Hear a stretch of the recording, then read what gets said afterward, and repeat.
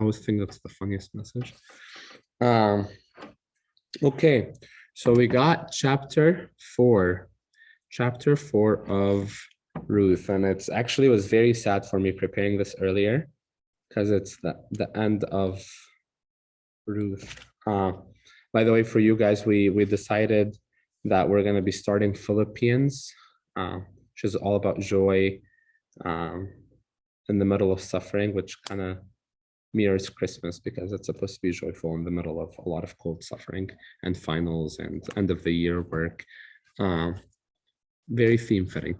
Okay, so chapter 4, and I have here pulled up on my computer the NIV version, but I have New King James here with me. But I want to use NIV because it has some of those nicer words for us to see. Okay, so we'll go ahead and start. Can someone, or Kristen is here, read for us verses, could maybe do 1 through 4.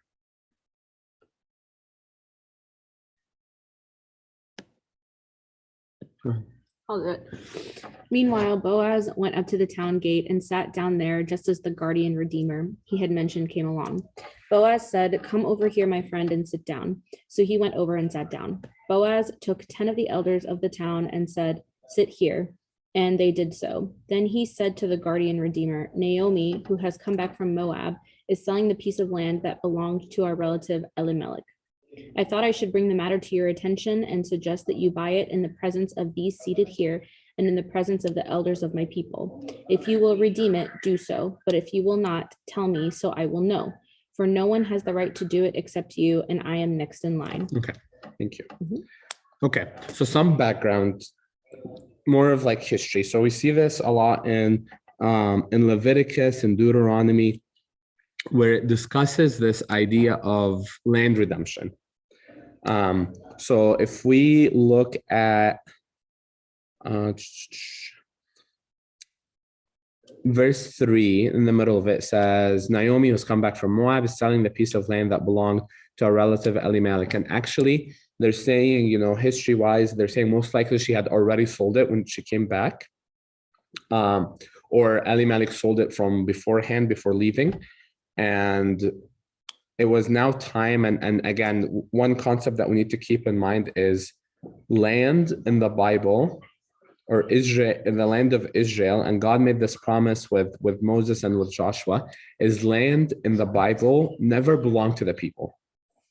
Any land, any fruit of the land actually always belonged to God. The owner of it is God, but God had it split up into different areas for different tribes. And the people were really more of cultivating and taking care of the land and eating from the fruit of it. But belonging wise, it belonged always to God. So in this circumstance where Elimelech maybe sold this land off, or Naomi, when she came back, the land was sold off. The only way for the land to be reclaimed is by this idea of redemption of the lands. The idea of redemption. Which, kind of to summarize what is happening, basically, one of the people from the clan of Elimelech, or from the overall family of Elimelech, needs to go and needs to pay full price for this land. Now he becomes the main owner of it. He could eat of its fruit. He could cultivate it. And because of that, he's kind of bringing it back, redeeming it back into the family, taking it back into the clan. So most likely they sold it to someone outside of their immediate family. And now it's time to try to redeem it back. And the idea here also, just again as a background, the person that is able to do this had to be kind of going from a very direct relative and kind of further out and further out. So Boaz was not the most immediate family member that they had. There was someone else that was a little bit closer. And Boaz comes in order to sit down with this guy, and also in the presence of 10 other people. And we're going to talk meditatively about that in a second. But initially, I'm just trying to get the background of they're coming, sitting down, having this meeting in order to go through this redemption process of the land. And we're going to see that Boaz initially talks about the land, does not talk about anything else. Again, to summarize, the land needed redemption. We see this in Leviticus, how the process for this goes. The most immediate family member would pay full price for it and then could add it to their own richness and treasures. So that's kind of where we start off. Now, if we look at verse 1, and again, in this chapter specifically, we're studying Boaz as Redeemer, fully as Christ. No longer is he just, some sort of an image or things like that. No, I want us today to look at Boaz fully as this image of Christ. We see that Boaz went up very early to the town gate and sat down there just as the guardian redeemer he had mentioned came along. That's how the verse starts off. If we look at different, actually, it's kind of cool. I was trying to look and see what happened right after our story of redemption. Our story of redemption took place on the cross, right? Took place on the cross.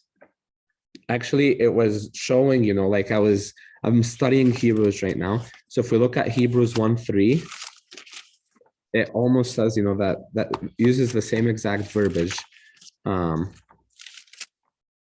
Hebrews 1:3, it says, who being the brightness of his glory and express image of his person and upholding all things by the word of his power, when he had by himself purged our sins, sat down at the right hand of the majesty on high. You could see that same like sitting down idea of it's time now to sit down and figure out the plan of redemption. And he comes and he sits down with 10 people, right? Actually, Abuna Tadros mentioned something really, really cool that I wanted us to mention in here, is he says these 10 elders of that he sits down are with this, with this other head of the family, are kind of representing the 10 commandments or the law of the Old Testament, the 10 commandments of Moses, and how in the 10 commandments there were rules, right? We had to do this, this, and this, and that. But was the law or the commandments of Moses able to save, able to redeem? No, They're not able. They're not able to redeem.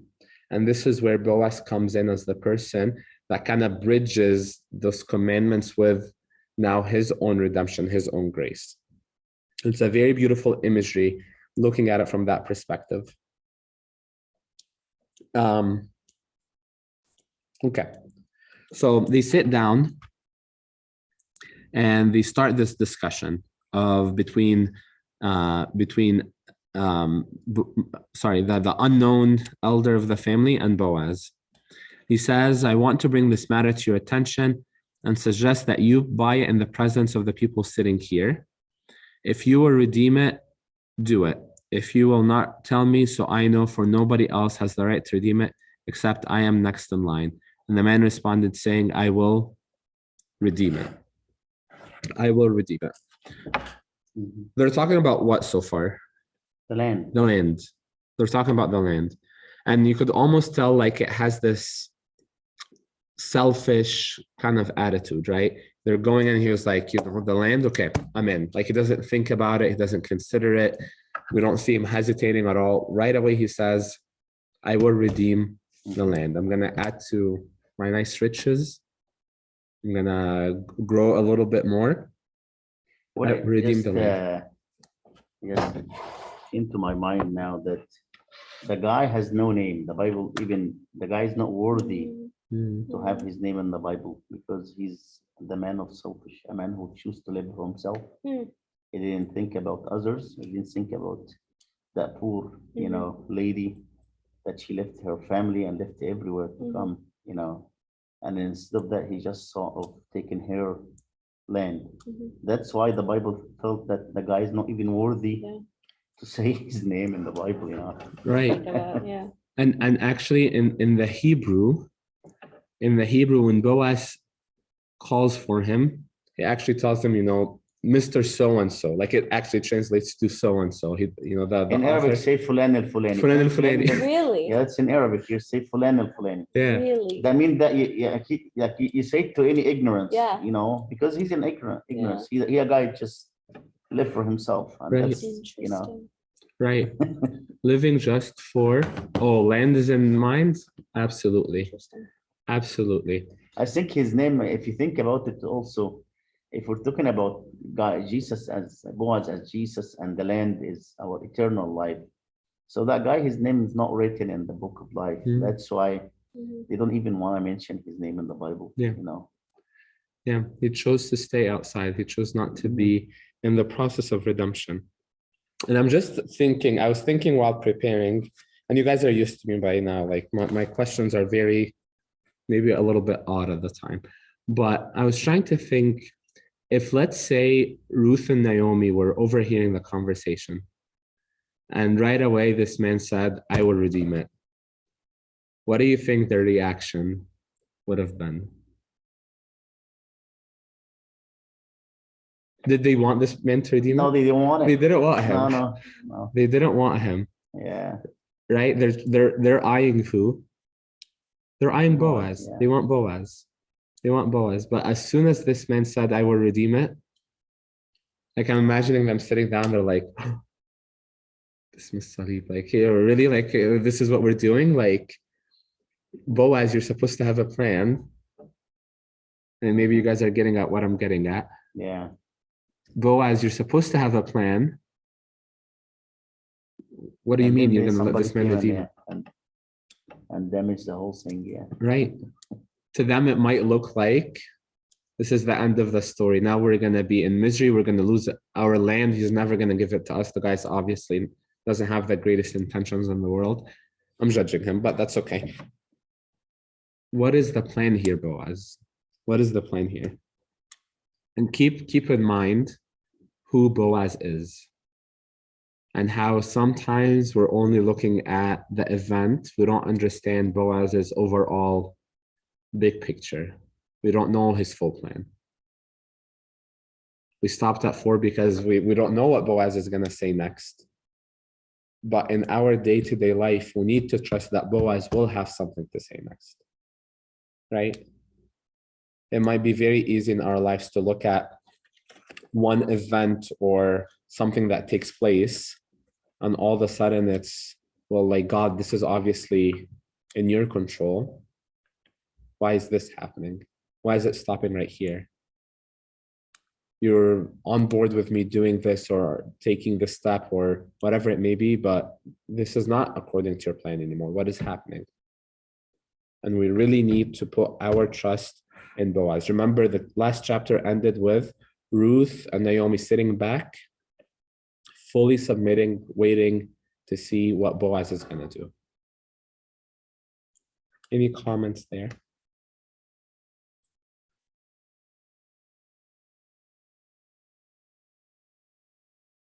Okay. One more thing that I wanted to say about, or actually, maybe I could keep this till later. I'm gonna keep this till later. Okay, let's continue. Let us continue. Verses 5 through 8. Then Boaz said, on the day you buy the field from the hand of Naomi, you must also buy it from Ruth the Moabite, the wife of the dead, to perpetuate the name of the dead through his inheritance. And the close relative said, I cannot redeem it for myself, lest I ruin my own inheritance. You redeem my right of redemption for yourself, for I cannot redeem it. Now this was the custom in former times in Israel concerning redeeming and exchanging. To confirm anything, one man took off his sandal and gave it to the other, and this was a confirmation in Israel. Therefore the close relative said to Boaz, buy it for yourself. So he took off his sandal. Okay, thank you. Now again, now the next part comes in of Boaz's plan, and we see that unfold. Actually, I was trying to dig whether it was a law that he had to also marry Ruth or not. Because here he tells him, okay, you're gonna have to marry Ruth as well. And actually, I couldn't find it anywhere. Maybe just my researching wasn't that great, but I couldn't find it anywhere that he has to marry her. But it was a very much a cultural what's the word that I'm looking for? Tradition. Not like a tradition, but like بيعمل جميل في حد. Like he's, they're doing a favor, or not a favor, but like courtesy, I think is the best word. It was like a cultural courtesy at the time that you don't leave the name of the dead person without a lineage, without someone taking over. He could have stopped right at, okay, I'm gonna take the land and that's it. But culturally, it was like something that nobody should do. If you're gonna redeem and if you're gonna buy the land for yourself, you need to also take care of the family overall. You can't just buy their land to keep it back into the family and that's it. And this is where Boaz comes in as extra attentive to those details, extra curious to what is happening. And he tells them, if you, and look at the words that he used. I'm going to go back to New King James for a second. He goes, on the day you buy the field from the hand of Naomi, so he's telling him that the land belongs to Naomi, you must also buy it from Ruth the Moabitess, the wife of the dead, to perpetuate the name of the dead through his inheritance. And what he's telling him is, if you're taking the land, you need to keep the name of the dead person going, which means marrying Ruth, 4:7. because then the very first son born actually doesn't carry name of the father, carries the name of the dead husband. Mhm. The dead husband. Does that make sense? So to keep the name of the people who died going, since he doesn't have a son, the closest relative would come, marry the wife, and the very first son, yes, he's going to raise him and everything, but his name belongs to his, the first husband. Mhm. What is that? Because they have that dream that Christ will come, so even the dead person, his family want to keep the dream that Christ might come from, from his, the tree of that person. That's why they really cared about, keeping, the family going, because that's maybe Christ will be one of their family in the future. Right. And right away we see how this initial redeemer says, I cannot redeem it because I might endanger my own state. You redeem it for yourself. I cannot do it. Why do you think that was his reaction?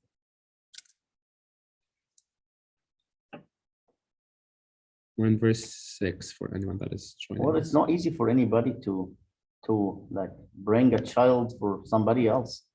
That's like, I don't think that's a simple thing to do. That's why they were asking the brothers, in the Old Testament, somebody from the family who would be willing to do that, because it's not really something for any human. Everybody wants to have his own kids, but to have a kid for somebody else, that's Right. That's difficult. And let's think about it culturally as well.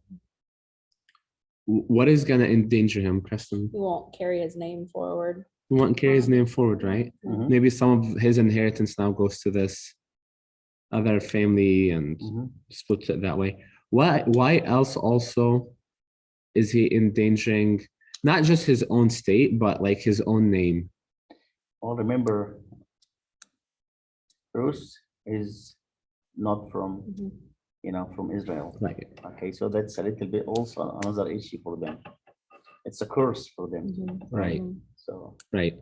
Because now he's going against maybe what the law puts into it. Don't mingle with Gentiles. Well, she's still a Gentile. Like, I don't want my name associated with that type of person. I don't want my reputation to be ruined by a Gentile. And keep in mind, again, our story is that story of Ruth, of people who did not belong to God, of Gentiles, of people, even though we're born in the church, but many of us, none of us are able to say that we're walking according to the law. And we need that grace all the time in order to be able to come back and have that unity with Christ.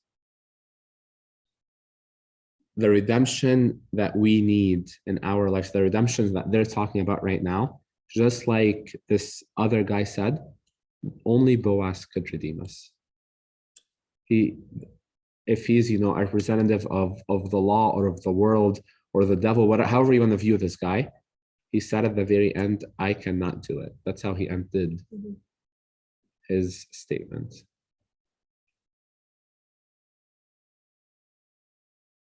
There's only one way for us to get that true redemption. It's only through Boaz. No matter how many people would try with or how many things would try with, it is only through Boaz.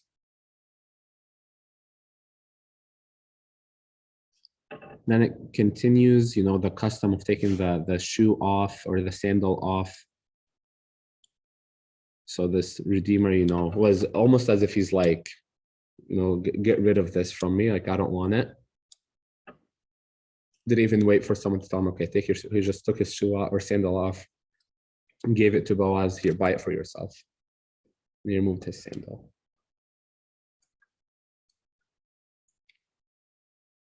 What do you like if we were, kind of standing there and watching for a moment? What would kind of be running through your mind? I'm just interested. This has nothing to do with the discussion, but I'm just interested to see how you guys would think, like how we would react standing there seeing all of this.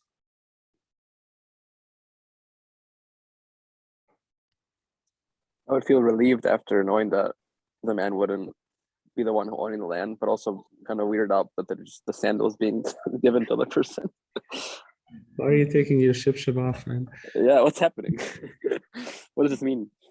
Yeah, no, I'm with you there, Michael. Definitely, like, I think I would be relieved that obviously maybe this guy, although he's an elder, maybe his reputation right away, he thought about his own reputation, his own money.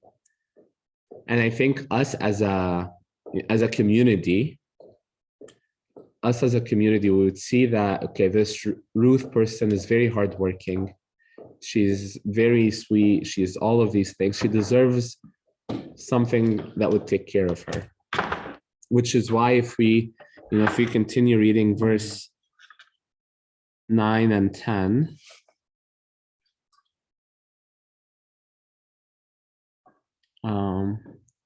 Maybe someone online could read it.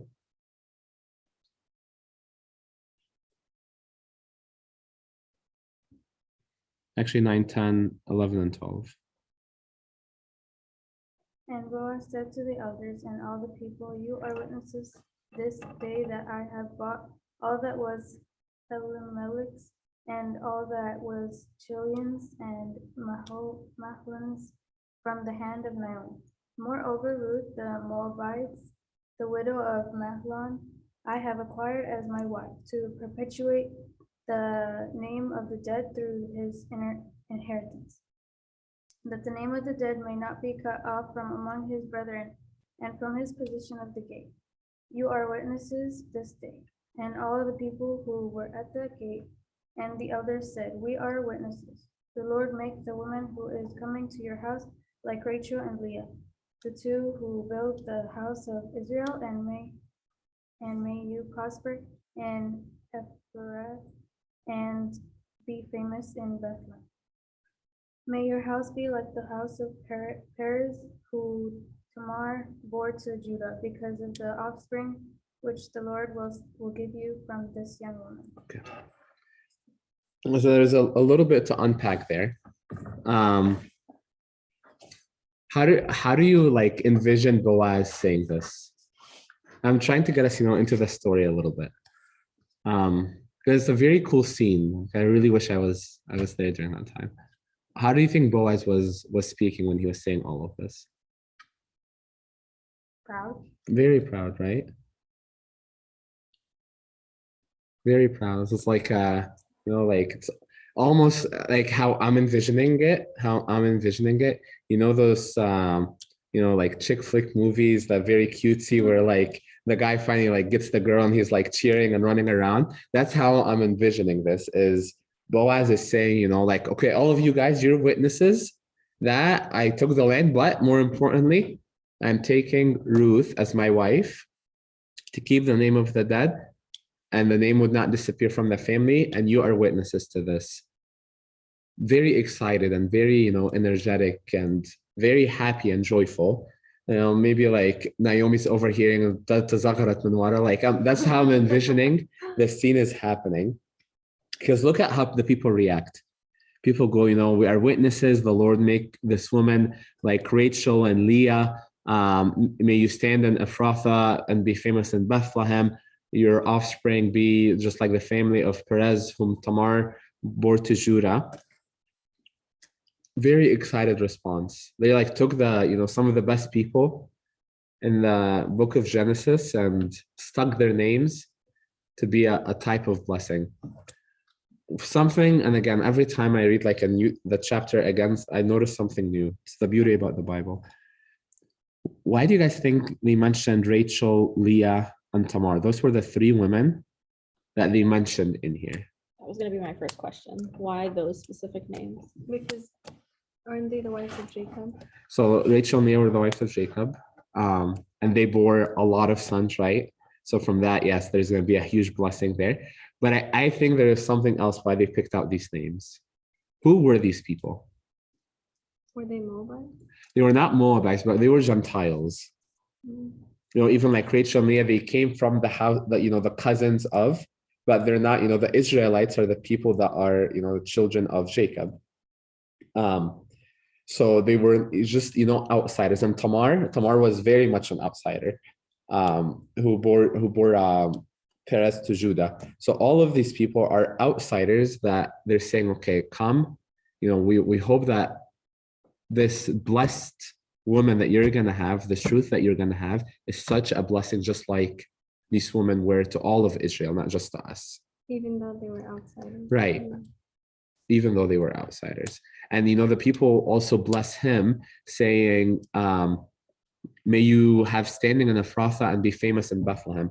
Ephrathah was one of the smaller, I'm getting maybe my geography mixed up, but Ephrathah, I think, was a small, like tiny town within Bethlehem, because the prophecy that comes later is, a new Bethlehem of Ephrathah, you are not the smallest among your brethren, for out of you will come the Savior, right? That prophecy that was talking about Christ.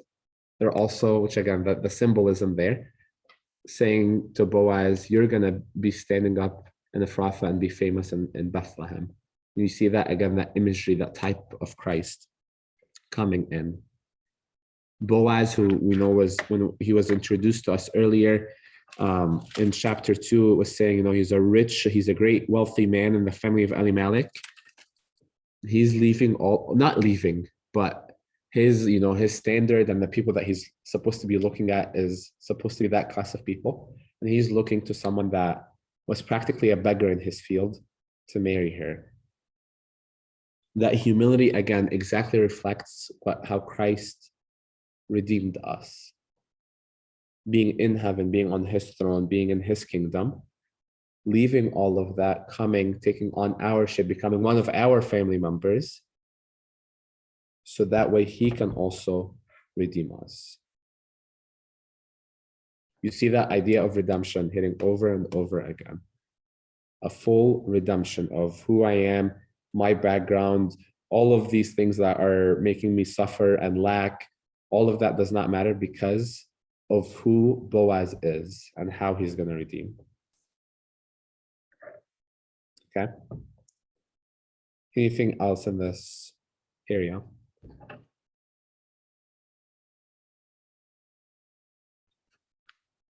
Okay. Then let us do 13 through the end of the chapter, really, because it just kind of summarizes, or maybe it's just 13 through 17, and we'll keep that. Yeah, 13 through 17.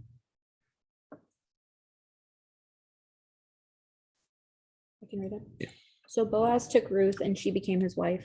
When he made love to her, the Lord enabled her to conceive, and she gave birth to a son.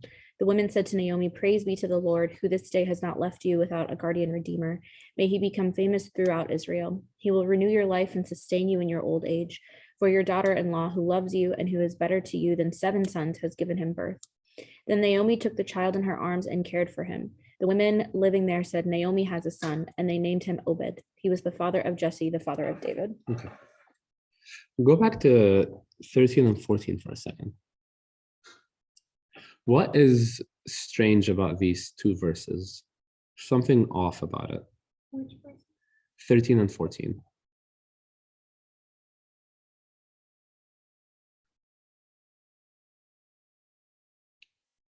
What woman? So who are they talking about? Mhm. They're talking to who in these verses? Naomi. Naomi. Telling her what? Like, thank God you have a relative at this old age. They're not talking about the relative. That you have Baby. Ruth, right? You have a baby. But who is the baby? Who's he the son of? Ruth. Ruth, right? But they're talking to her as if this is, and this is why I like, the NIV version, because it says, praise be to the Lord who this day has not left you without a guardian redeemer. May he become famous throughout Israel. And beforehand, it says in verse 13, the Lord enabled her to conceive and she gave birth to a son.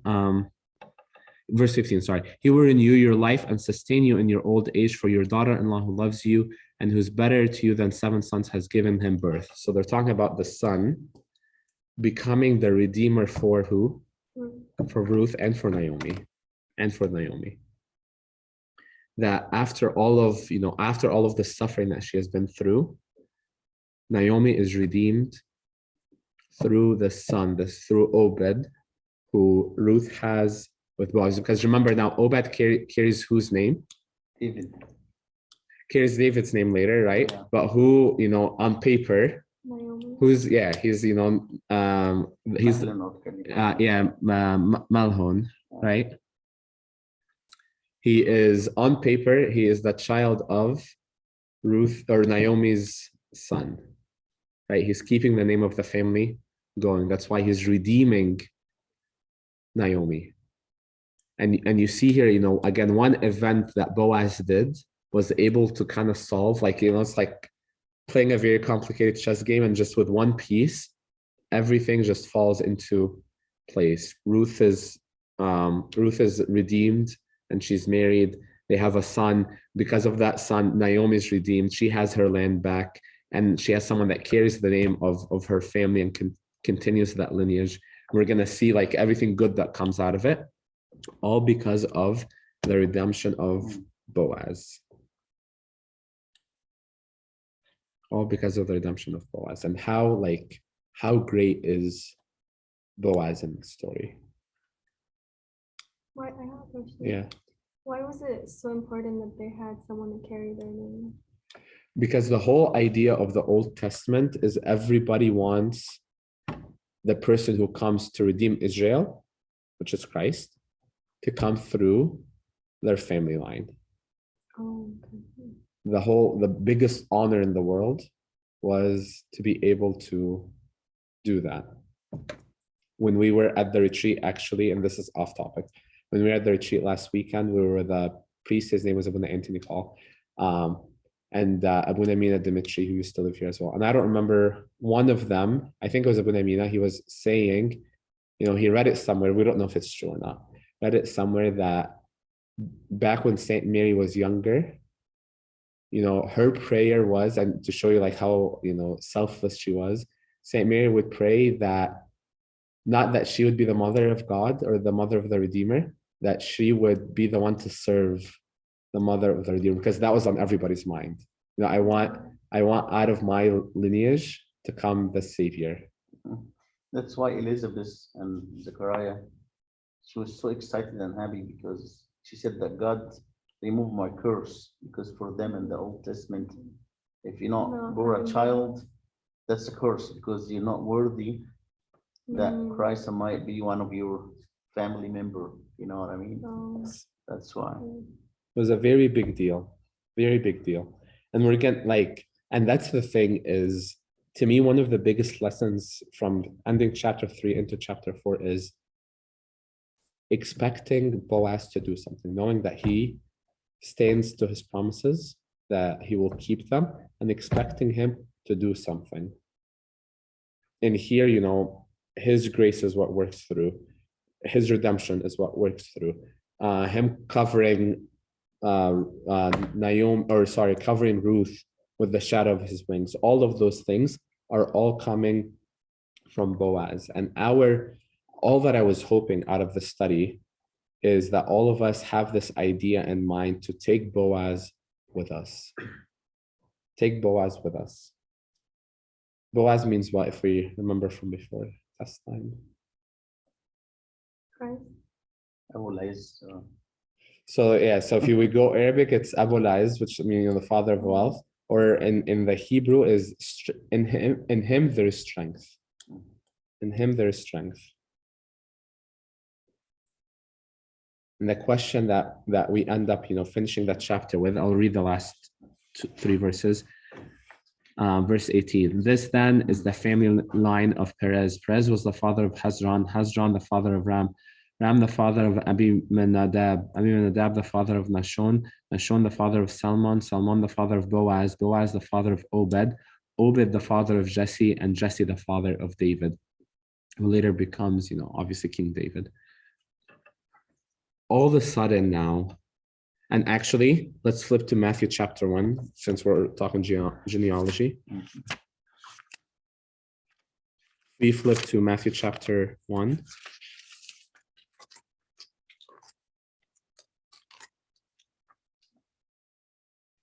Look from verse 3.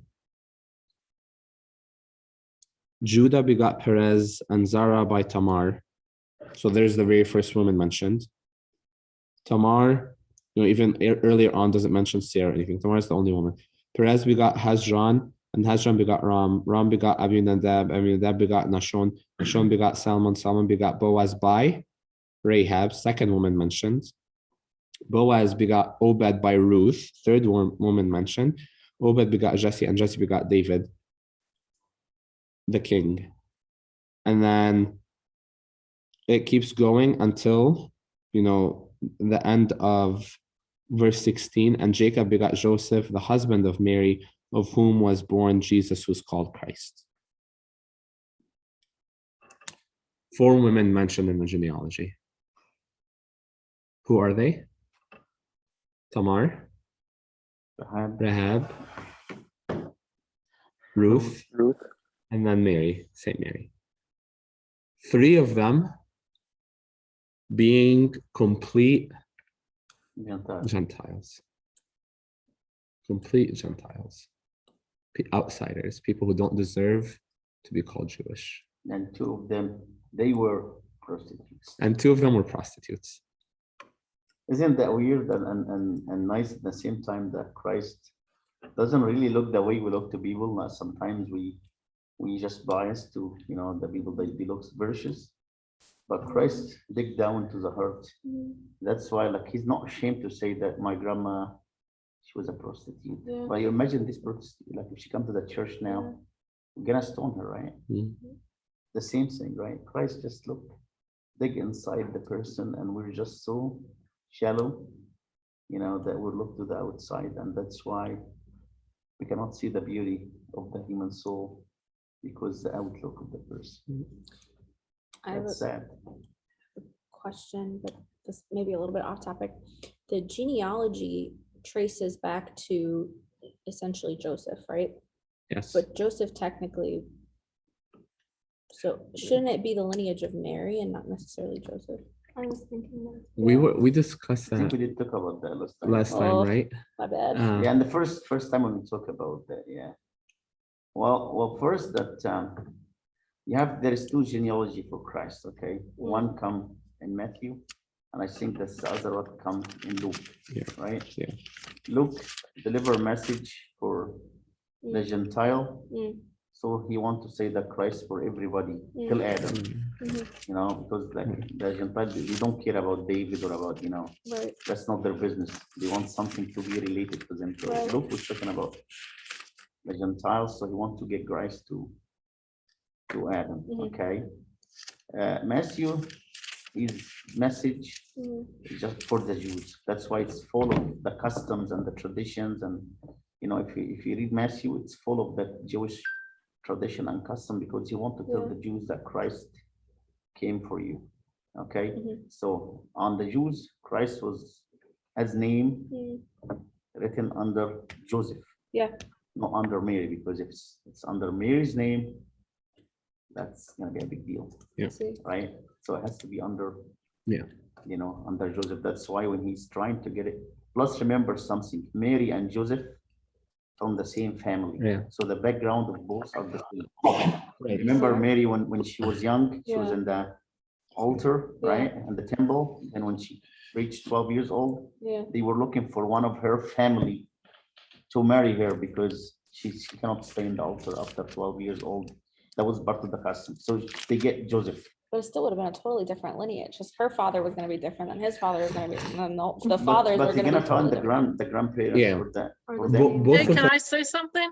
Yeah, Yeah. go ahead, Leslie. I said it before, like I'm adopted myself and I carry my father's name and my family is just as much as my family as any of you. So, I mean, I think that Joseph was Jesus's father just as much as Mary, and he was called, like the angels called him. Yeah. So I think he gets kind of a bad rap in the church sometimes because I think he was called just as much as Mary. Yeah. God wanted him to be the earthly father. That's my take there. So like I look at the genealogy of my family as my own. So anyway. No, I totally agree. I guess just in the sense of the cultural importance of, having your name passed down in the genealogy, wouldn't it technically then not be Right. the true genealogy if Like if I you don't look, know. I mean, I have my father's name, so my adopted father. I do have a birth certificate from my birth mother, and it means really nothing to me. So, yeah. and this imagery here, I don't know, I'm trying to move it in a little all bit. right, I'm done. I just wanted to say that. So, Thank There we you. go. If he start his book to the Jews, Yeah, that Christ is the son of Mary, not the son of Joseph, yeah, they will It would've been a reject the big whole deal. thing too. yeah, Because to them, that means that she's not a virtuous woman, that means Yeah. that she's a bad lady. yeah, You know what I mean? So I think Yeah. even for him to start his book, yeah, he has to start with something make also sense to yeah, the people of Israel. makes sense. Otherwise, you know what I mean? If you Mhm. told them that, by the way, Mary is the mother, Mm, but there is no father, mm, it's not easy for them to understand, mm, you know. Till Yeah. now, people, they cannot understand the, yeah, the virgin birth of Mary. yeah. So to tell them that Christ is not really from Joseph at all, But weren't they preaching the virgin birth at this point too?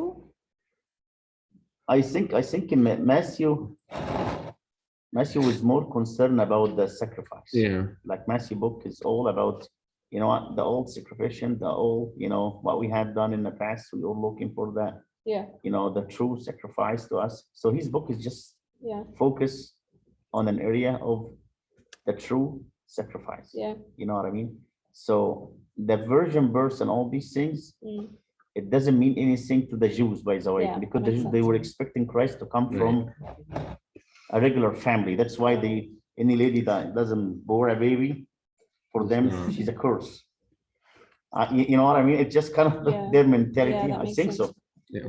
And this chart just shows like how both of them were coming from King David eventually. Yeah, So when you trace it Mhm. back, both of them, which is why Christ was always called the Son of David, because yeah, it yeah, traces back Mhm. to that. But the beauty here again being, Rahab, who is, Rahab is the mother of Boaz, was a Gentile prostitute. Mhm.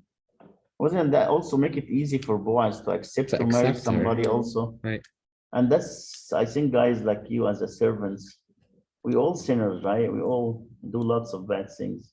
Would you be kind and gentle and just offer love and feel the pain that the kids have, or you just gonna show them that you're the best person, you're the holy person, Mhm. and you start to show them that it's bad, you're not good.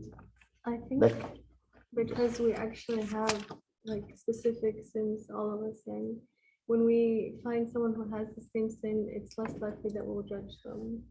mhm. Like we'll be more accepting and more. And that's why Boaz was merciful. also, like, if you think about it, he came from Rahab, right? Mhm. So for him to marry, Maybe that's why he was merciful. I don't know. mhm, And it shows you again, as a type of Christ, like coming down to a level to meet us where we are. We always think, of God as almighty, sovereign God and all these big things. But here you see a person who, if there was anyone in all of the town that understood what Ruth was going through is Boaz, because his mother went through the same exact thing. Mhm. He heard all of the comments said to her. He's heard all of this stuff. Just shows you how close we are to that intimate relationship with Christ, that he is the only one that's able to understand. He is the only one that's able to redeem. He is the only one that could give us a role in his overall plan of salvation in the genealogy, to have our names written down.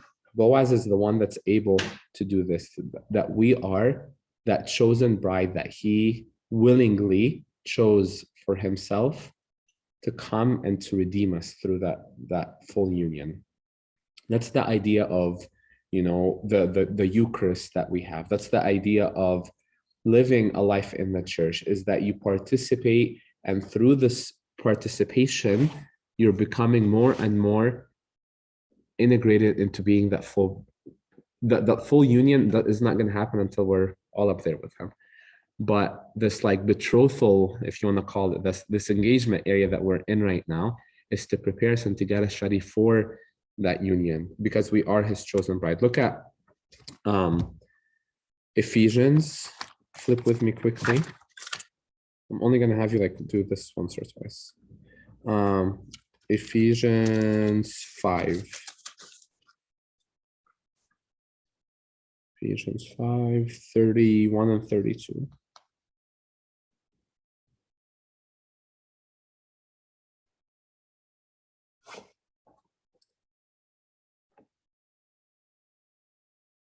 I feel like I referenced that one. Yeah, 31 and 32, which again talks, about marriage, about husband and wife. For this reason, a man shall leave his father and mother and be joined to his wife, and the two shall become one flesh. This is a great mystery, but I speak concerning Christ and the church. Christ and the church, husband and wife, bride and bridegroom, us and Boaz. All this idea of redemption, all this same imagery of a bride and groom. One last reference that we're going to look at. Look at Isaiah 54.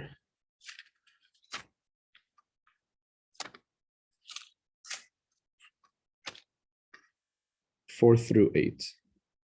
I'm going to pull up here because it's important.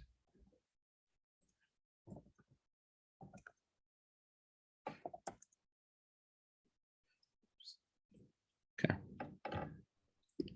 I'll read it. I'm going to read it NIV. Do not be afraid.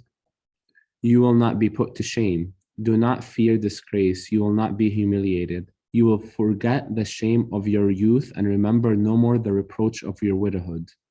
For your Maker is your husband. The Lord Almighty is his name. The Holy One of Israel is your Redeemer. He is called the God of all the earth. The Lord will call you back as if you were a wife deserted and distressed in spirit, a wife who married young only to be rejected, says your God. For a brief moment I abandoned you, but with deep compassion I will bring you back. In a surge of anger I hid my face from you for a moment, but with everlasting kindness I will have compassion on you, says the Lord, your Redeemer. You see that the power there. These are the promises that we need to go back to Boaz and say, we want this, thank you, and just wait. We were bought by precious blood of Christ. If we just for a second, and I'm concluding, I promise. If we for a second look at chapters 1 and 2 compared to 4, and I asked you guys some of you guys these questions that attended the first couple of weeks. How was Ruth and Naomi feeling early on? Abandoned, sad, lonely, right? Right? Lots of tears, crying and weeping, remember? Now there is what at the end? Happiness and joy and laughter. In chapter 2, Ruth was laboring and gleaning a lot, right? Now there's rest, now there's fullness, now there's peace. The only difference was going to Boaz, sticking to his field until we surrender at his feet. There's something cool that I did this time around. look at the end of each chapter of the book of Ruth. We're done after this. I'm gonna stop the recording. Look at the end of each of the chapters. At the end of chapter 1, if I ask you the question of what did Ruth have with her to eat, or as a treasure or anything? Was it the vinegar? Not yet. Chapter 1. Chapter 1, they had just returned from Moab. They had nothing. 0. Now, if we go to end of chapter 2, what did she take with her that she gave to Naomi? The stuff she got from the harvest. Yeah, some of, some of the food that she had left over, right? So she had some of the leftovers that she took from Boaz, and she took that. End of chapter 3, what did she go with? Boaz gave her extra. A lot, 6 times as much, right? Big gifts, generous gifts. What about the end of chapter 4? She got a land, a She got husband, everything. a son. Everything that he owned belonged to her. You see the progression in the relationship, not just like with her and Boaz, but also with how much blessings she ends up with.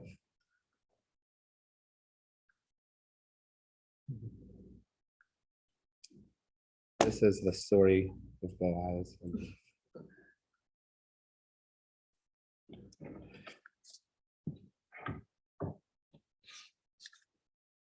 Yeah, that was all that I had, but I'll stop the recording, but we could keep it going. If you guys have questions or comments or nice punch recording.